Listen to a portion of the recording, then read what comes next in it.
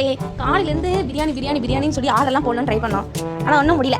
அதனால் நாங்கள் வீட்லேயே வந்துட்டு பிரியாணி செய்யலாம்னு முடிவு பண்ணிட்டோம். ஓ நோ, சவுண்டு கம்மி பண்ணுங்க. அதுக்காக தேவையான இன்க்ரீடியன்ஸ்லாம் நாங்கள் வந்து எடுத்து வச்சுருக்கோம் பாருங்க. நாங்கள் நேற்றுக்கு நைட்டு 1 மணிக்கு மிட் நைட் பிரியாணி பார்த்தோம். அது வந்துட்டு எங்கள் அப்பா சொல்லிட்டு இந்நேரத்துக்கு போய் அவன் வாங்குறது அப்படின்ட்டு. அதனால் நாங்கள் வாங்கலை. அதனால் இப்போ ஸ்ரீ வந்து லிஸ்ட் எழுதிட்டு இருக்காங்க. என்னென்னா 1 கிலோ பிரியாணி அரிசி, புதினா 5 ரூபாய்க்கு, கொத்தமல்லி 5 ரூபாய்க்கு.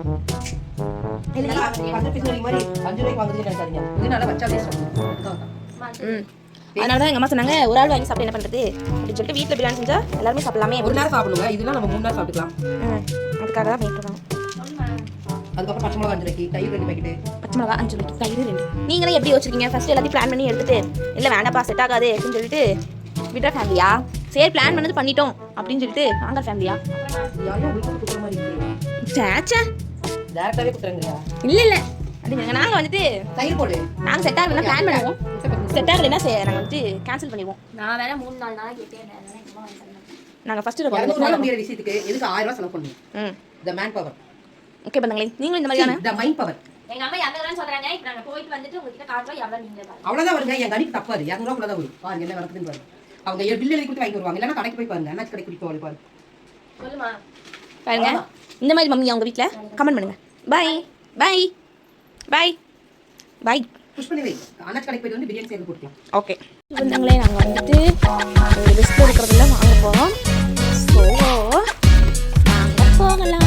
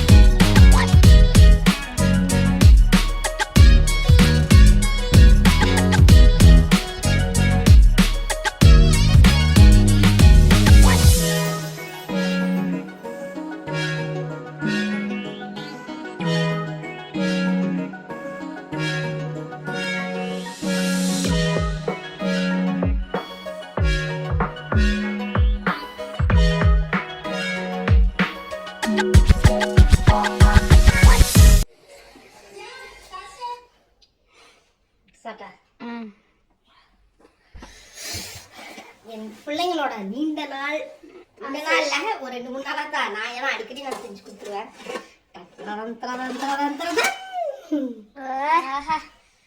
ஸ்மெல் சூப்பரா இருக்கு. ஆவி பறக்குது. ஃபர்ஸ்ட் என்னோட ஷீக்கு தான் தரணும். ஏன்னா ஒரு 2-3 நாளாவே அவதான் இது எக் பிரியாணின்னு கேட்டே இருந்தா. அவளுக்காகத்தான்.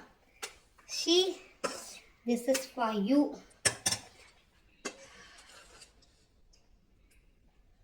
Forever. This is egg biryani. This is curd raita.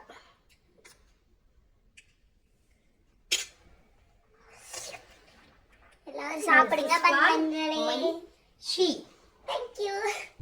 எல்லாரும் சாப்பிடுங்க.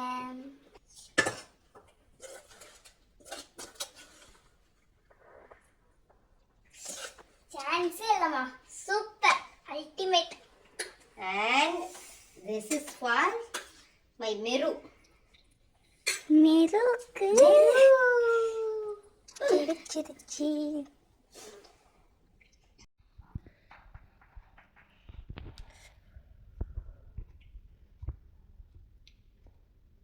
அம்மா மிஞ்ச முடியுமா பிரியாணியில? சூப்பராக இருக்குங்க.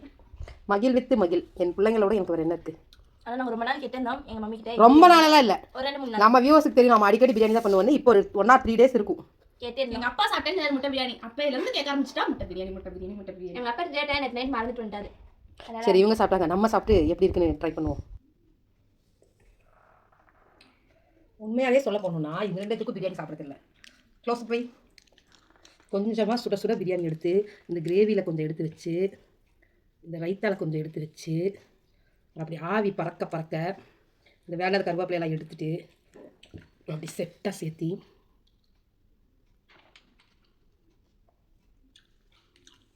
சொர்க்கமாக இருக்கும். டேஸ்ட் பண்ணி பாருங்க. சாப்பிட்டு கமெண்ட் பண்ணுங்க மறக்காம. நீங்களும் சாப்பிடுங்க வந்தங்களே உங்கள் மம்மி செய்ய சொல்லி. நாங்களும் சாப்பிட்றோம். பாய். பாய்.